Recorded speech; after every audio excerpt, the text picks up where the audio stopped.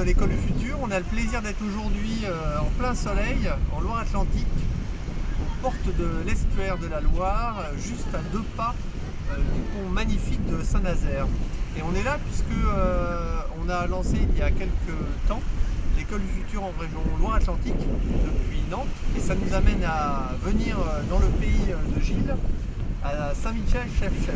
Alors est-ce que tu peux nous dire un petit peu qu'est-ce qu'on a comme projet utopique ici? Oui, effectivement, comme projet, on voudrait construire un observatoire pour observer le climat, la faune, la flore et éventuellement les étoiles. En fait, cet observatoire a la forme d'une pêcherie. Les pêcheries qui sont bien connues dans la région et qui sont utilisées pour justement pêcher tout ce qui peut passer dans le coin, les carnets, les herbes, de haute niveau.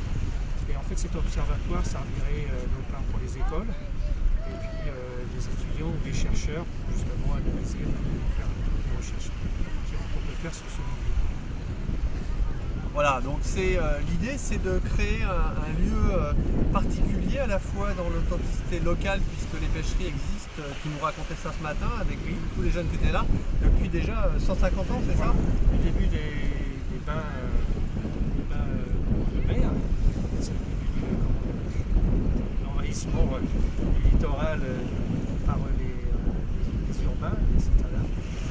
Et en fait ça commence par justement des bourgeois qui veulent justement pêcher sans prendre le bateau. En fait on a maintenant toutes ces pêcheries sur tout le front de l'océan Atlantique.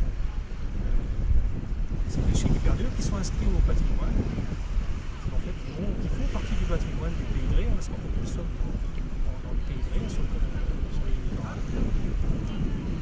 Voilà, et donc l'idée c'est d'avoir les pieds non pas dans l'eau mais au-dessus de l'eau, donc sur ces magnifiques maisons sur pilotis en fait, qui sont plantées directement sur les rochers de sable au niveau de l'océan, et de pouvoir effectivement faire découvrir aux jeunes le biotope, les différents aspects du vivant, les oiseaux, évidemment toute la faune donc aquatique avec l'ensemble des poissons, dont ceux qui sont pêchés et comestibles, mais également comprendre les enjeux autour de la météorologie, du climat, et de la qualité de l'eau et de l'air. Voilà.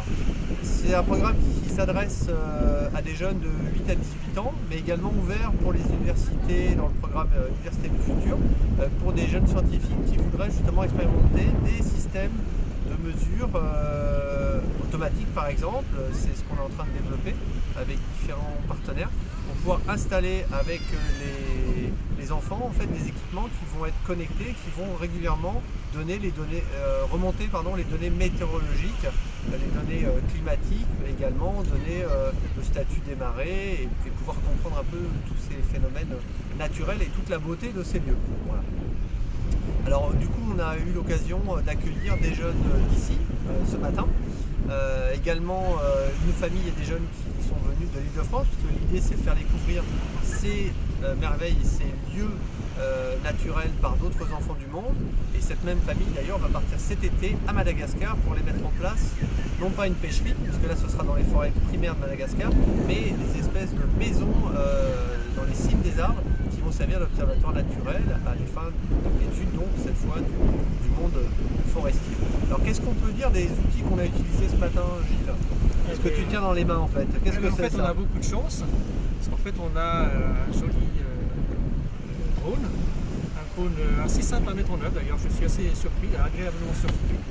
Et en fait équipé d'une petite caméra, et en fait on a pu survoler les pêcheries et puis le littoral, faire quelques vidéos vraiment intéressantes.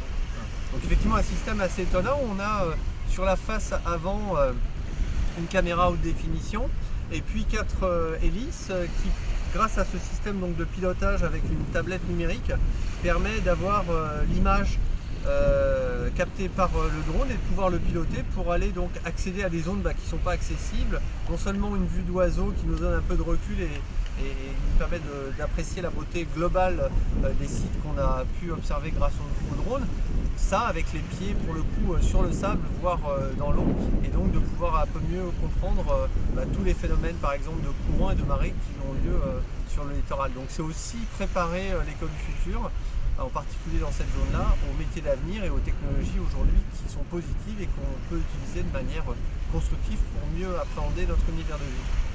Voilà, bienvenue à vous et au plaisir de vous voir lors d'une de nos prochaines petites escapades en pays donc métropolitain, ou pour ceux qui auront la chance de partir avec nous sur des expéditions à l'autre bout du monde et pour commencer déjà à Madagascar en été 2015. À bientôt.